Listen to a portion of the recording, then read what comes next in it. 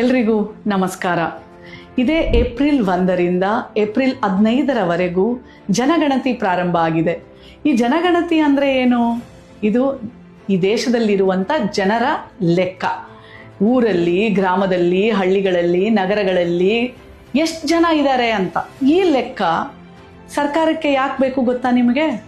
ನಮಗೆ ಶಿಕ್ಷಣ, ಉದ್ಯೋಗ, ಆರೋಗ್ಯ, ಯಾವುದೇ ಯೋಜನೆಗಳನ್ನು ಸರ್ಕಾರ ಮಾಡಬೇಕು ಅಂತಂದರೆ ಆ ಊರಿನಲ್ಲಿ, ಆ ದೇಶದಲ್ಲಿ, ಆ ರಾಜ್ಯದಲ್ಲಿ ಇರುವಂಥ ಜನರ ಸಂಖ್ಯೆ ಇದ್ದರೆ ಮಾತ್ರನೇ ಮಾಡೋಕ್ಕಾಗೋದು.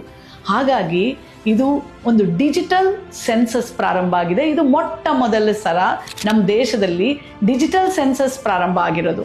ಅಂದರೆ ನಿಮ್ಮ ಕಂಪ್ಯೂಟರ್, ನಿಮ್ಮ ಲ್ಯಾಪ್ಟಾಪ್, ನಿಮ್ಮ ಸ್ಮಾರ್ಟ್ಫೋನಲ್ಲಿ ನೀವೇ ನಿಮ್ಮ ಗಣತಿಯನ್ನು ನೀವು ಸರ್ಕಾರದಲ್ಲಿ ನಮೂದಿಸ್ಬೋದು. ಅದು ಯಾವುದು ವೆಬ್ಸೈಟ್? se.census.gov.in